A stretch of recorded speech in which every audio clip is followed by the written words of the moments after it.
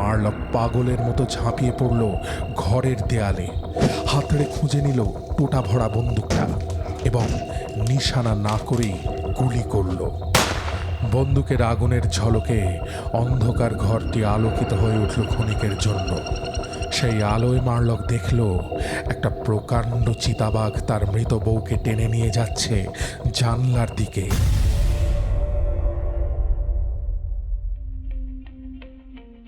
ওশনোর নিবেদনে আপনারা শুনছেন বিখ্যাত কয়েকটি অলৌকিক এবং অতিপ্রাকৃত গল্পের সম্ভার। আজকের গল্প জানলা। মূল গল্প দ্য বোর্ডেড উইন্ডো, লেখক অ্যামব্রোজ বিয়ার্স, প্রযোজনায় অরেঞ্জ পাবলিশার্স। 1830 সালে এখানকার জমকালো শহর সিনসিনাটি থেকে কয়েক মাইল দূরে এক বিশাল গভীর জঙ্গল ছিল। সেখানে গোটা এলাকায় ছড়িয়ে ছিটিয়ে বাস করত সীমান্তের কিছু যাযাবর ধরনের মানুষ। একটা জায়গায় যখন তারা সংসার পেতে ফেলেছে, রুক্ষ জঙ্গলের মধ্যে তৈরি করে নিয়েছে সামান্য সুখ, তখনই কি এক অদ্ভুত নেশায় সেই সুখী আস্তানা ছেড়ে তারা রওনা হতো অন্য জায়গায়। সেখানে আবার গড়ে তুলত অস্থায়ী আস্তানা। এরকম অনেকেই ওই জঙ্গলের বাস তুলে চলে গেছে অন্য কোথাও, কিন্তু বাকি কয়েকজনের মধ্যে একজন ছিল নতুন আগন্তুক। চারিদিক ঘন জঙ্গলে ঘেরা একটা কাঠের বাড়িতে এসে থাকত। জঙ্গলের নির্জনতা, নিস্তব্ধতা যেন তাকেও ঘিরে ফেলেছিল, কারণ তাকে কেউ কখনো হাসতে দেখেনি, একটাও অপ্রয়োজনীয় কথা বলতে শোনেনি। সদরে গিয়ে বন্যজন্তুর ছাল বিক্রি করে বা বিনিময় করে সে তার দরকারি জিনিসপত্রের সংস্থান করত। লোকটির নাম মারলক বলেই জানতাম। দেখে তার বয়স মোটামুটি 70 মনে হলেও আসলে ছিল 50। শুধু বয়সের ভার ছাড়াও অন্য কিছু তাকে বৃদ্ধ করে তুলেছিল। তার লম্বা চুল, ঘন দাড়ি সবই ছিল ধবধবে সাদা। জ্যোতিহীন ধূসর চোখ দুটো কোটরে বসানো। সারা মুখে অসংখ্য ভাঁজের জটিল আঁকিবুকি। এমনিতে তার চেহারা ছিল লম্বা, তবে কাঁধ দুটো একটু ঝুঁকে পড়েছে, হয়তো দীর্ঘকাল বোঝা বাওয়ার পরিণাম। তাকে আমি কখনো দেখিনি, এসবই শুনেছি আমার ঠাকুরদার কাছে। তখন আমি খুবই ছোট। একদিন মারলককে তার ঘরে মৃত অবস্থায় পাওয়া গেল। আদালত বা খবরের কাগজে হইচই করার মতো ঘটনা কিছু নয়। সকলেই একমত হলো যে স্বাভাবিকভাবেই সে মারা গেছে। তা যদি না হতো আমি ঠিক জানতে পারতাম আর মনেও রাখতাম। আমি শুধু এটুকু জানি যে তাকে তার কুটিরের কাছাকাছি তার স্ত্রীর কবরের পাশে কবর দেওয়া হয়। মারলকের স্ত্রীর মৃত্যু ততদিনে এত পুরনো হয়ে গেছে যে স্থানীয় লোকেরা তার কথা প্রায় ভুলতে বসেছে। এটাই হলো এই সত্য কাহিনীর শেষ অধ্যায়। অবশ্য এর বহু বছর পরে আমি জঙ্গল ভেদ করে ওই জায়গায় গিয়েছি এবং ঘরের ধ্বংসস্তূপের কাছাকাছি গিয়ে পাথর ছুঁড়ে ছুটে পালিয়েছি, কারণ সব ছেলেরাই বলতো ওখানে নাকি ভূত আছে। কিন্তু এই শেষ অধ্যায়ের আগে আরও একটা অধ্যায় আছে, আমার ঠাকুরদার কাছে শোনা। আস্তানা তৈরি করার পর মারলক যখন কুড়ুল হাতে আশেপাশে চাষবাসের কাজ শুরু করেছিল, তখন তার বয়স ছিল অল্প। দেহে শক্তি ছিল, মনে ছিল আশা। ওই পূর্বাঞ্চলে এসে বসবাস শুরু করার পর রেওয়াজ মতো সেও বিয়ে করেছিল। তার বউ ছিল যুবতী, একনিষ্ঠ, আর বিপদ আপদ সুখ দুঃখ সব কিছুই সে হাসি মুখে স্বামীর সঙ্গে ভাগাভাগি করে নিত। বউটির নাম কি ছিল কেউ জানে না, তার শরীর ও মনের সৌন্দর্য সম্পর্কেও কিছু শোনা যায়নি। যদি সে বিষয়ে কেউ সন্দেহ করতে চায় করুক, কেউ বাধা দেবে না, কিন্তু ঈশ্বর না করুন আমার মনে সে সন্দেহ কোনোদিনই ঠাঁই পায়নি। বিপত্নিক মার্লকের প্রতিটি নতুন দিন তাদের ভালোবাসা আর সুখী জীবন সম্পর্কে সকলের মনে নতুন করে বিশ্বাস জাগিয়ে তুলত। একদিন বন্দুক নিয়ে দূরে শিকার করতে গিয়েছিল মার্লক। ফিরে এসে দেখল তার বউ জ্বরে শয্যাশায়ী, প্রলাপ বকছে। বাড়ির কয়েক মাইলের মধ্যে কোনো ডাক্তার তো দূরের কথা, একটি প্রতিবেশীও ছিল না। বউয়ের এমনই অবস্থা যে তাকে একা ফেলে রেখে মার্লক সাহায্যের আশায় বেরিয়ে পড়বে তার উপায় নেই। সুতরাং মার্লক ঠিক করল সে নিজেই শুশ্রূষা করে বউকে সারিয়ে তুলবে। কিন্তু 3 দিনের দিন তার স্ত্রী জ্ঞান হারালো এবং বিদায় নিল চিরকালের মতো। যখন মার্লক নিঃসন্দেহ হলো যে তার বউ মারা গেছে, তখন সে তাকে কবর দেওয়ার ব্যবস্থা করতে লাগল। কিন্তু অতি সাধারণ কাজগুলো করতে গিয়েও সে ব্যর্থ হলো। তখন সে নিজেই অবাক হলো। যেমন রোজকার সাধারণ নিয়মকানুনগুলো কোনো নেশাগ্রস্ত মাতালকে অবাক করে দেয়, আরও একটা জিনিস তাকে অবাক করল। প্রিয়তমা স্ত্রীর মৃত্যুতে তার কান্না পায়নি। মৃতের প্রতি একই অন্যায় অবিচার।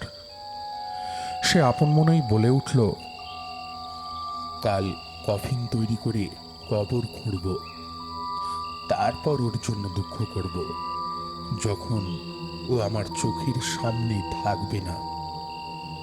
কিন্তু এখন ও মারা গেছে ঠিকই, কিন্তু সবকিছু যেন আগের মতোই রয়েছে। কেন তা জানি না। যতটা মনে হয় এই জীবন আসলে বোধহয় ততটা দুঃখের নয়। আবঝা হয়ে আসা আলোয় সে মৃতদেহের কাছে দাঁড়িয়ে রইল।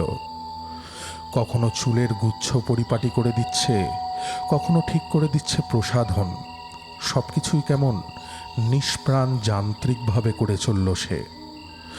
বারবারই তার মনে হতে লাগলো কোনো ক্ষতি হয়নি, সবকিছুই বরাবরের মতোই আছে। তার বউ রয়েছে তারই কাছে। বিভিন্ন মানুষের শোকের প্রকাশ বিভিন্ন। শোক সঙ্গীতের সুরলহরীর বিভিন্ন মূর্ছনার মতোই তার প্রভাব মানুষ থেকে মানুষে বিভিন্ন। মার্লকের শোক বোবা করে দিয়েছিল তাকে। একটা গুরুতর আঘাত তাকে স্তব্ধ করে দিয়েছিল। ফলে একসময় ভীষণ ক্লান্ত বোধ করল সে। শরীর ও মন দুই হয়ে পড়ল অবসন্ন। সুতরাং ধর্মীয় আচার রীতি শেষ করে সে বসে পড়ল একটা চেয়ারে। সামনেই টেবিলের উপরে শোয়ানো তার স্ত্রীর মৃতদেহ।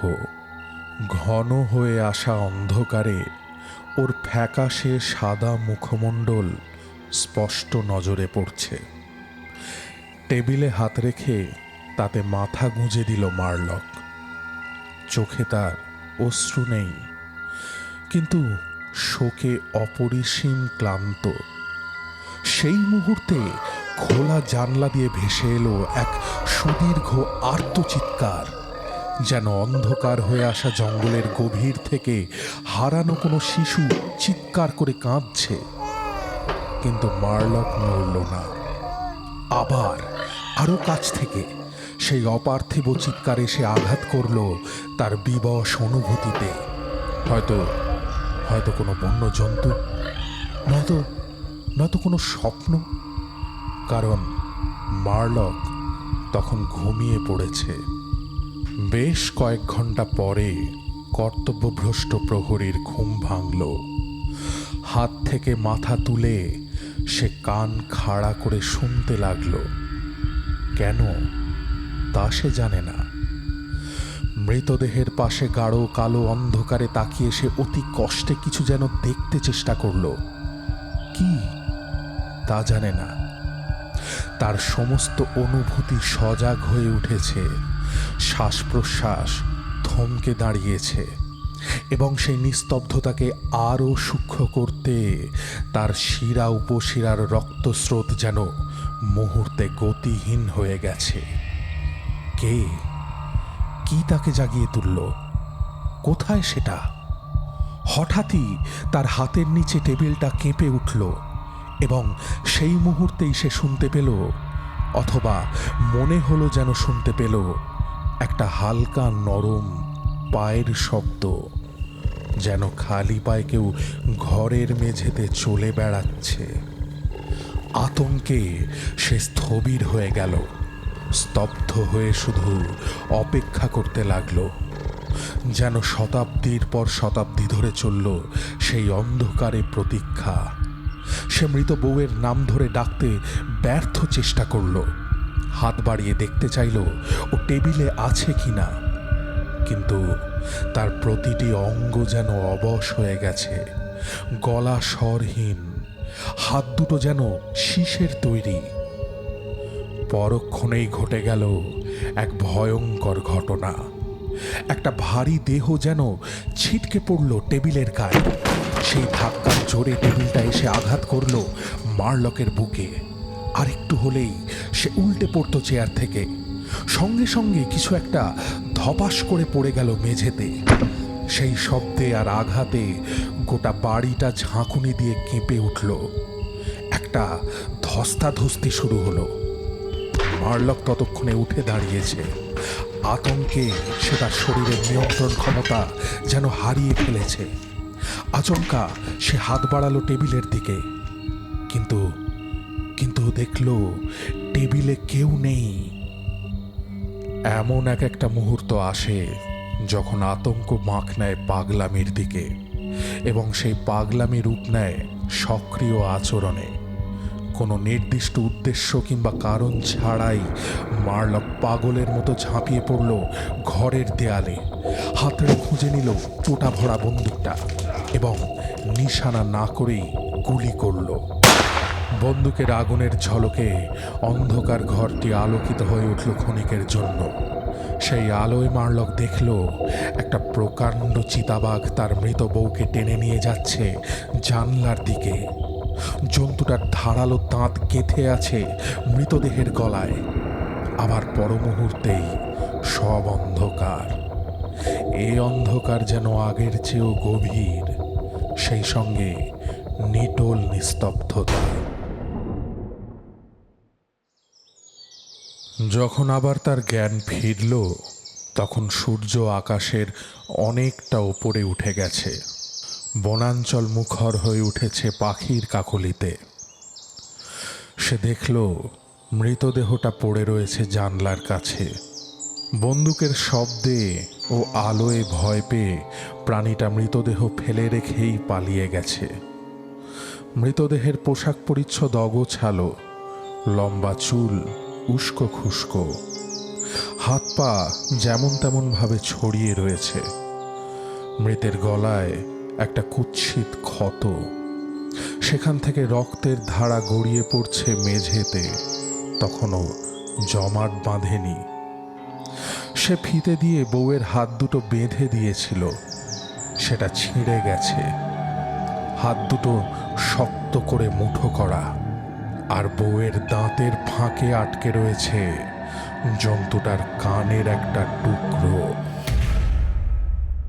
ও শুনোর নিবেদনে আপনারা শুনলেন আজকের গল্প জানলা।